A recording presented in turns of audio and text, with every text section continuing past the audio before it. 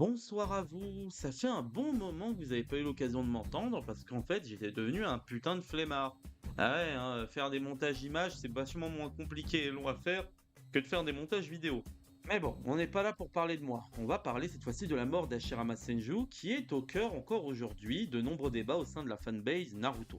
Et pour commencer, il est fort peu probable qu'il soit mort au cours d'un combat. Moi je préfère être caché direct, hein.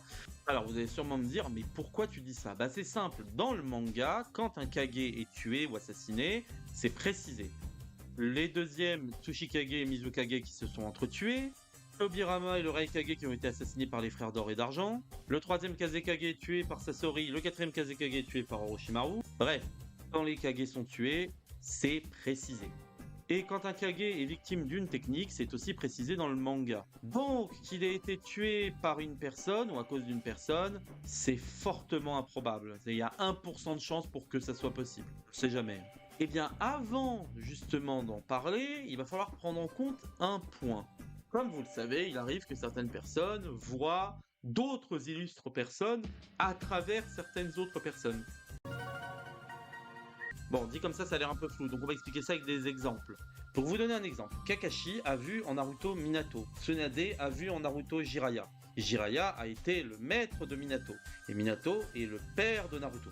Je peux même aller plus loin, Minato meurt à cause de son apprenti Obito, Jiraiya meurt à cause de son apprenti Nagato, et Naruto réussit à raisonner les deux. Donc là, il y a des liens, vous voyez? Et ben dans le manga, il existe aussi un autre lien de ce genre. Kaguya a vu en Naruto Agoromo. Jusque là, vous me suivez. Kaguya a pris Naruto pour Ashura. Et Agoromo a vu en Naruto Ashura. Et il est très bien expliqué dans le manga que Naruto et Hashirama sont des réincarnations d'Ashura. Donc il y a un lien entre ces quatre-là, d'accord? On ne connaît pas la mort d'Ashura. On ne sait pas de quoi il est mort. On ne connaît pas non plus la mort d'Hashirama. On ne sait pas de quoi il est mort. Cependant, on sait de quoi Agoromo a failli mourir. Et on sait de quoi Naruto aussi allait mourir dans le manga Retsuden, parce que justement, elle en est là, ma théorie. C'est que Hashirama est possiblement mort d'une maladie du cœur. On sait que l'ermite Rikudo a trouvé un remède. On sait que pour Naruto, un remède a aussi été trouvé.